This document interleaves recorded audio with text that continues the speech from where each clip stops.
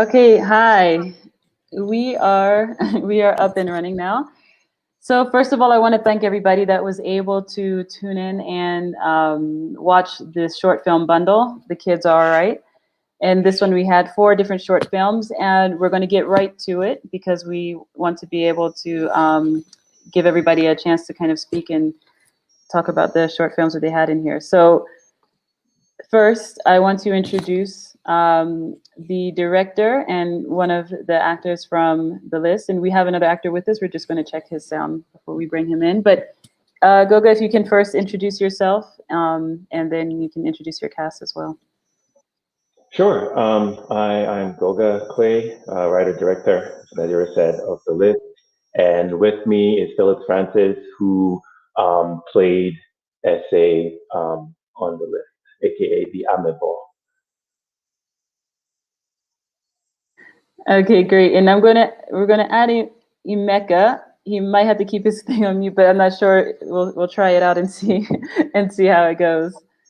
Okay, and so I wanted to ask you first of all about this short film is really one of my favorites. Out of we get a lot of submissions, especially shorts, every year, and we we like to put attention to the shorts because it shows a lot of creativity, a lot of potential in terms of like what these directors can do if they had a feature film. I have two questions for you. The first question is this your first film? Um, it is my first film in earnest, but I had done something. I did like a 5 minute short, like 2 months before I did this. But I don't even count that one. So you can say it's my first or second, but this is like my first with a real team, putting together everything. So Okay. And in terms of that, I did a little research, and I think I saw that you had a crowdfunding campaign to make this film happen. Is that okay? And in terms of that, so can you let us know like why did you go that route? How did that work out? What are in what was the reason behind that? I mean, the short answer is I didn't want to use my own money.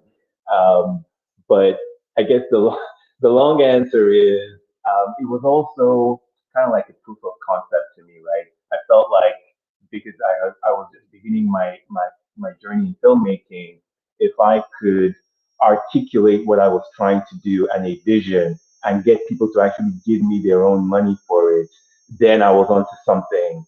And luckily for us, we oversubscribed. We got way more money than we had set out for. And then now it was like, oh shoot, these guys gave me their money. What I better make something good, right? So it also like lit a fire in my belly. So it's kind of like accountability, proof of concept, and I really not wanting to use my own funds. Yeah, and in terms of the story, I mean, there were many different parts of it, that I can kind of break down and ask you about. But overall, first of all, the idea of the story, where did you come up with this concept and with this idea? Yeah. So the story is actually so the film is based on a short story I wrote, and that story is based on a few years I spent in Nigeria in high school, and spending time in Nigeria will leave a mark on you, no matter what you're doing. It is that sort of place, and so I wanted to take a walk down memory lane.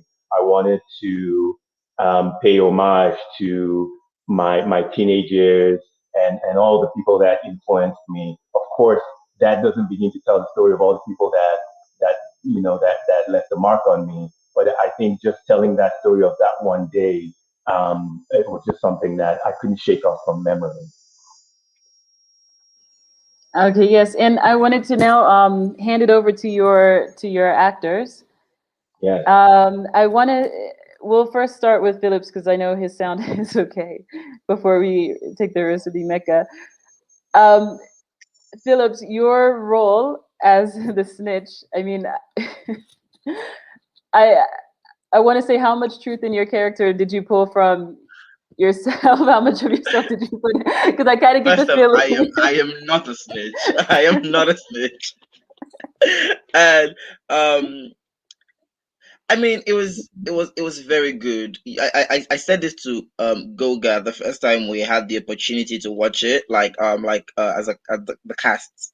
I said to Goga, this is the first thing I've done that I've been able to watch from start to finish multiple times without cringing. I don't watch myself, but it was because of the energy around the production, the fact that I was filming with colleagues that were also friends, so it was Mhm. just so natural. And because if like Goge said, if you grew up in Nigeria, if you went to school even for 1 year in Nigeria, you must have encountered every single personality in that short film in reality. There was the Mhm. snitch, we had the bullies, we had the meek Mhm. one, we had the bullies that bullied the bullies. Like there was everybody. So I was born and raised in Nigeria. All I had to do was just, Mhm. what year of my life do I want to think about now? Which one do I feel like using for this character? So yeah, that's just what it was. It was very nostalgic, and it was very easy to, just back for a bit. And actually, I was spoiled for choices. You get what I mean? Like there were so many characters I could have gone with, and I'm like, you know what? This is enough well of emotional experience to draw from for to play essay.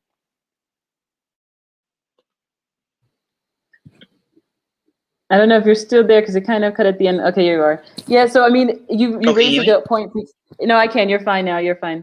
You raised a good point about all the different character types, and this kind of goes back. We've been having several kind of discussions on screenwriting during the festival, and about telling authentic stories and stories that you can relate to.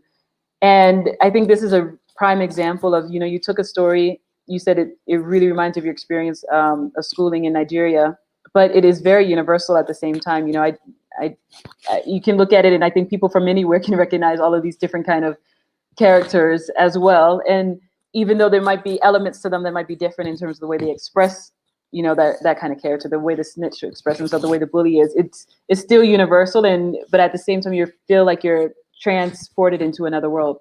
And I mean, I think you were able to do that well. In terms of the cinematography, I wanted to also know, because you had that scene where it's one of my favorite scenes in the movie where they're running and running and running and running and running down the entire building. Emeka, is he? It's. We'll see if he's able to speak, but I want to know how many takes did you have to make them do of that scene of running? And I felt so bad. Like I looked at it the first time and I was like, I love this shot. And then after that, I was like, I feel bad if they had to do this more than one time. I'll try to see if Emeka is able to speak. Should, Emeka, how's your audio right now? Are you able to hear us? And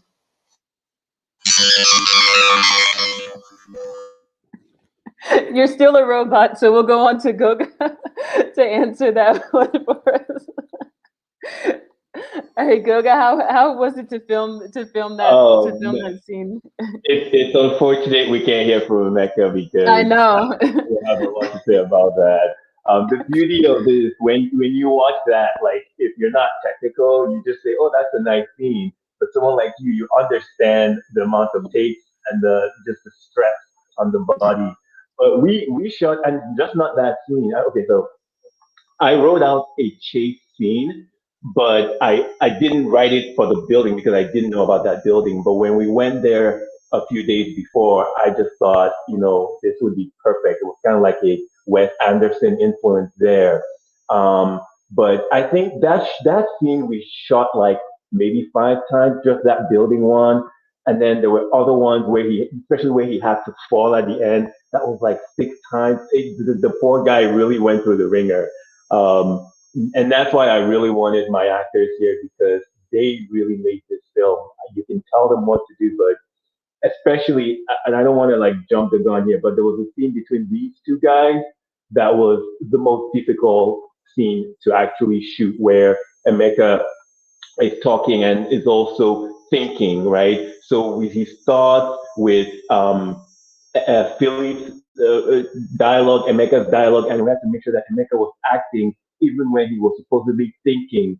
And these guys rehearsed before time, but again, you can tell them as actors to do these things, but if they're not living the characters, they're not going to pull it off. So I thought that that was really great what they did. And I wanted to add, Emeka, he said in the chat, he said it was exhausting. I do think that there's a whole other story that he probably wants to say, but it's too bad that his audio is not working. I'm sure that there is. Yeah, we would like to hear his take on it. So maybe there could be another time we can try. You know the funny thing. The funny thing is, first off, I'm glad that I wasn't in that scene because I probably would have passed out. And secondly, Emeka called me the next morning and he was just screaming. He was like, "My legs are on fire. I'm about to die." It was crazy. I mean, I even actually forgot about right after that, like what you said, Gogo, that then there's that scene of then that slow fall, which, you know, it doesn't look staged at all. It looks like he, like that's slide into the fall, right? Right. Yeah, okay. All right, well, I mean, I'm going to start, because we have several different shorts in here, and so I want to let you all, you know, if you want to say, Emeka said he had to fall a couple of times, like, so I think I'm starting to think maybe that Gogo sabotaged his headphones, so he can't really tell his side of his side of the story. So I want to know, did you all have any last remarks or words that you wanted to say? Is there anything we can look forward to in terms of what's coming up next? Maybe Gogo, you can let us know if you have another project in the works. Phillips, where can we find you next in terms of acting as well for you, Emeka? Are you all working on any current projects? Phillips, you want to go first? Okay, yeah, just making sure I've unmuted my mic. Okay, remarks on the list first is, and I'm not just saying this because Gogo is here. Gogo is an amazing director. Because I usually have trust issues when it comes to directors, because I'm an actor. I was made to be vain. So putting your trust, working with a director means you trust this director to make you look good, to make sure that the story is told properly.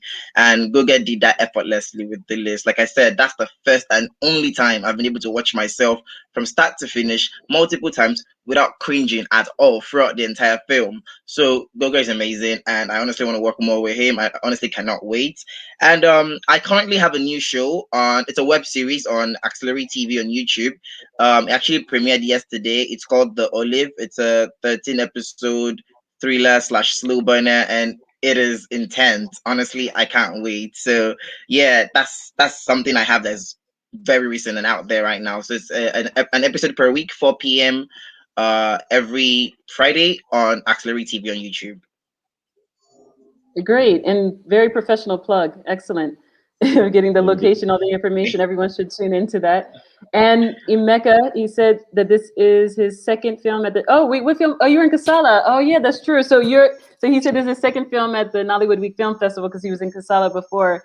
And I mean, it is true that even like the vibe of this one, it was reminiscent to us of that style of film of a, you know, story about the youth, a different perspective, told in a, you know, a kind of unconventional way. And yeah, so then it makes complete sense. Okay, great. So this is your second time around. So we hope to see you again and in many more things. And next time with we'll give you your voice back. Hopefully you'll be able to speak. All right. Well, thank you guys. I really appreciate you joining us. It's been a pleasure. It's been nice having you here. If anyone wants to keep the conversation going, if you all want to hang out in the networking hub that we have at the festival, people can contact you there and also continue and ask you all some other questions. So thank you all. I'll see you all. See you all around at the festival. Yes, thank you. Thank you.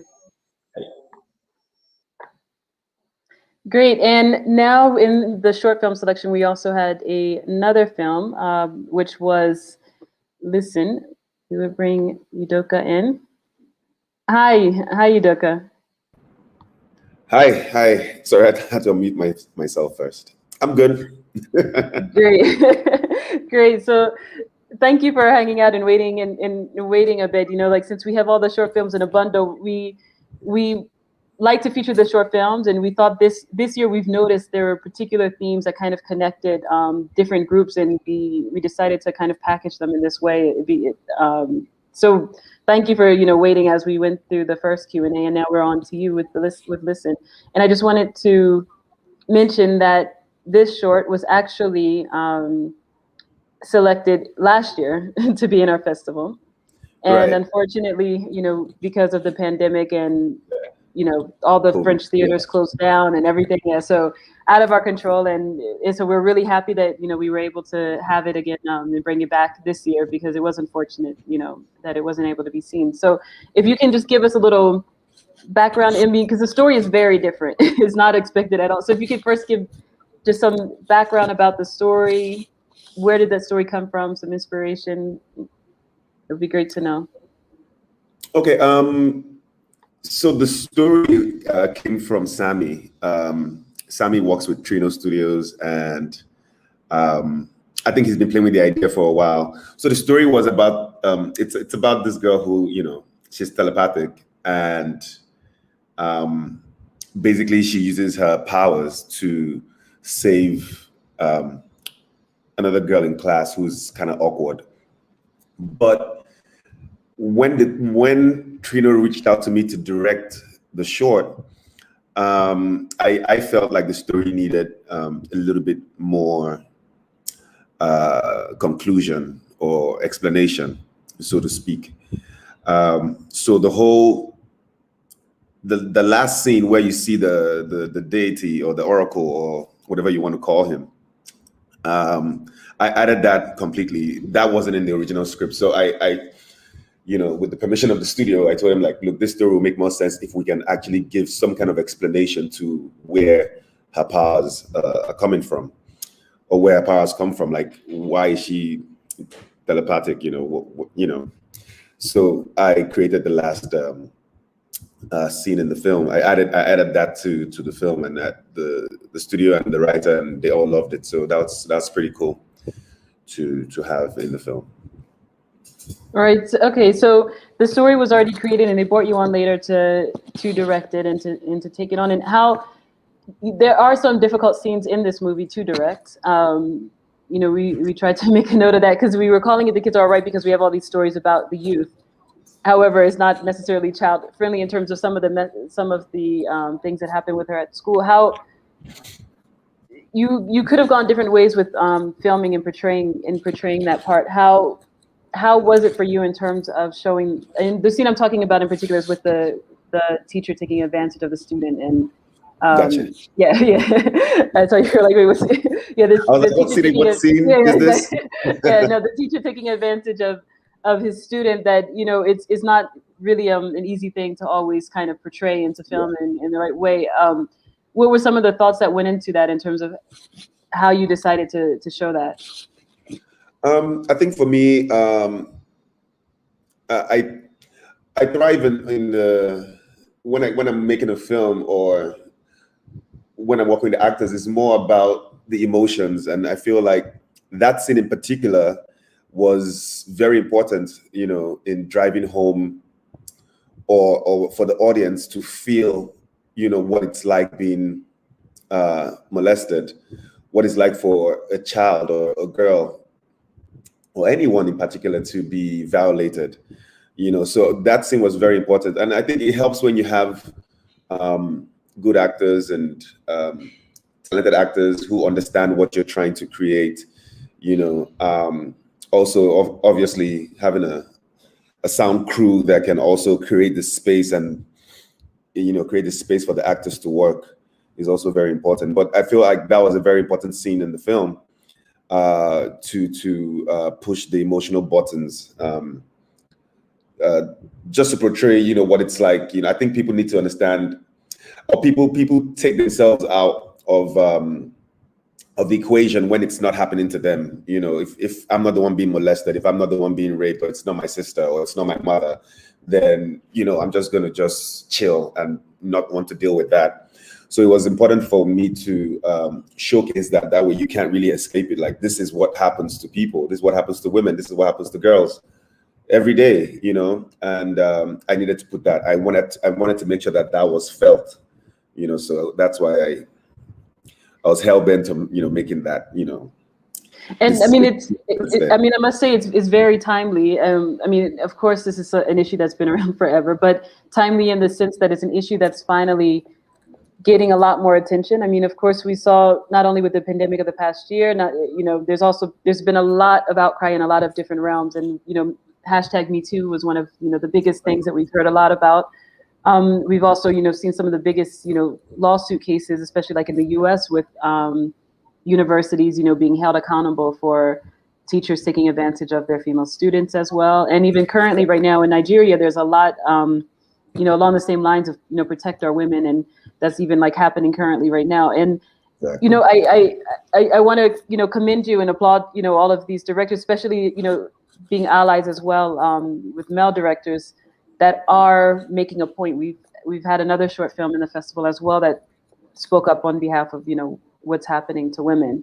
Do you feel like it's important in entertainment to have a social message with it? Do you feel like that's an important element? Do you feel like, or I mean, because I know some people feel there's a separation. For you, what was the most significant element of telling this story? Was that the main message in the story? Was it more about the spiritualism? What for you was the main messaging?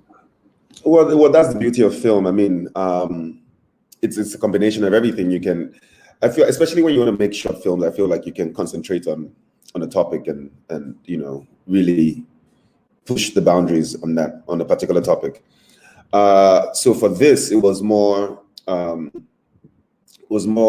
abuse. You know, abuse people with power, abusing people with less power. I think the deity thing at the end, or the theme around the telepathy is more like a secondary. I mean, it comes up as, you know, the primary theme in the film, but, you know, the whole issue of the molestation for me is like that's the revolving story. You know, that's the main theme for me. And you know, with short films, I feel like you can actually, you know, hit home with whatever issue you'd like to touch on. I'd done a short on breast cancer, you know, some years back, Living Funeral, and you know, with short films you can fully focus without being commercial. You know, unlike if I was making a feature film that's a comedy, you know, it's for entertainment value. But short films, you can touch on a full range of topics, you know, just and focus on it.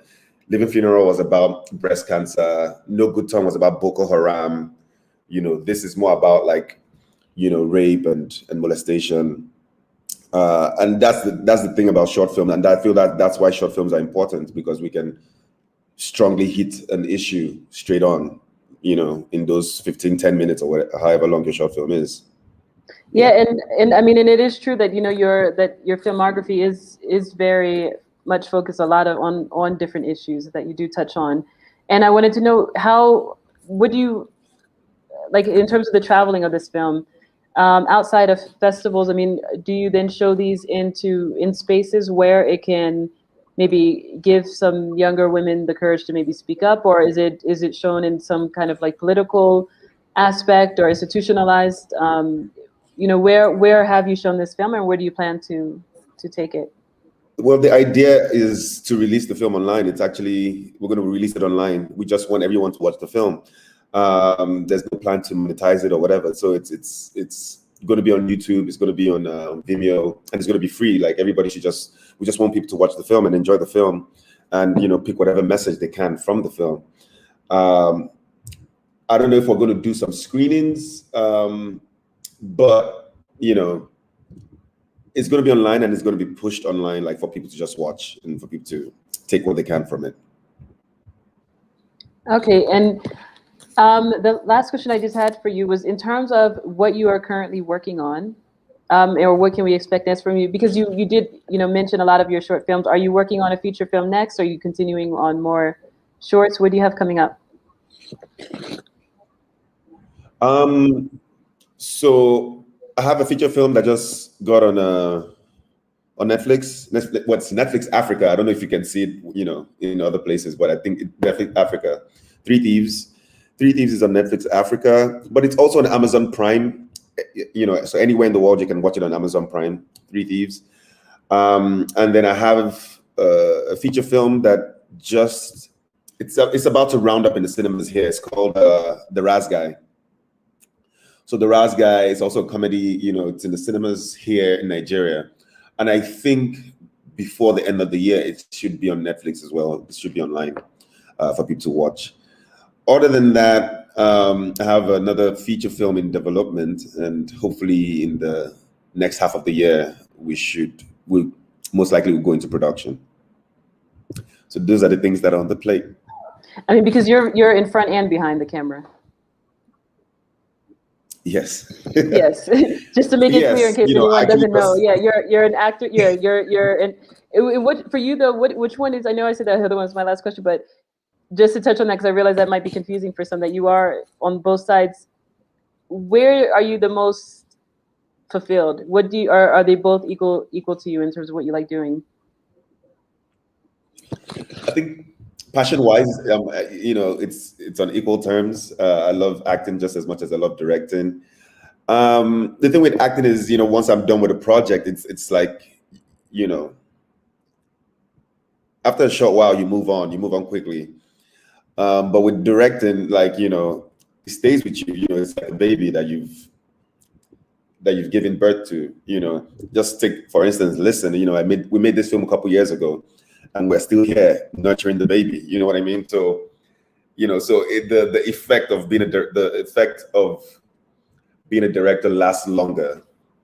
But it doesn't take anything away from the passion I have for acting. Like, I'm always ready to transform and, dive into whatever character is in front of me.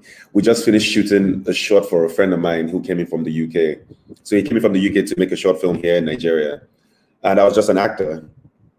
I did produce as well, but I was mainly an actor on the short film. And it's another one I'm looking forward to seeing what he does with it, like, after he's done with post. But we just wrapped like a couple days ago.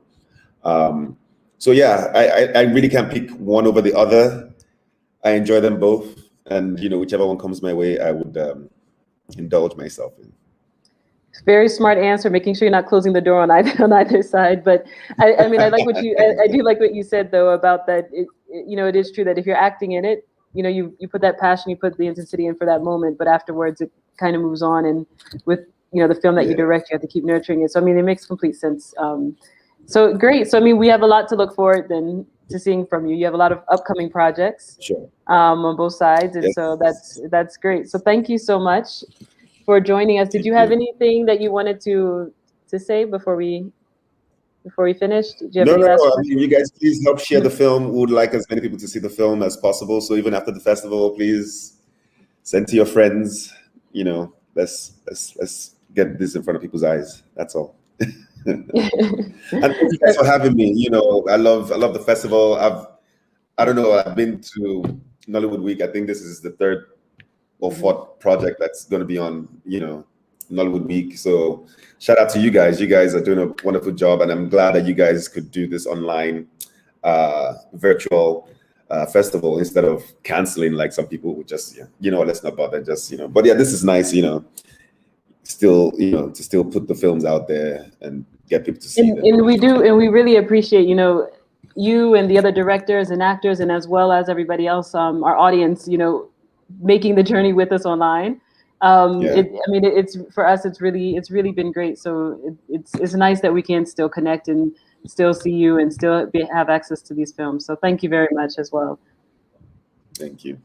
Okay, thank you. All right, thank you everyone for tuning in. That wraps up for our short film programming.